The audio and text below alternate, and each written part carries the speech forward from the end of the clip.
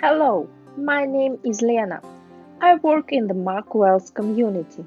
I want to show you how to change your email address in the system.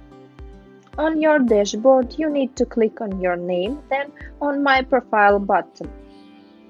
On this page, in the field Email, you need to enter your new email address and click Submit. After, you will get on your old email address a code which you need to enter in empty field. Then click Submit. After, on your new email address, you will get confirmation letter.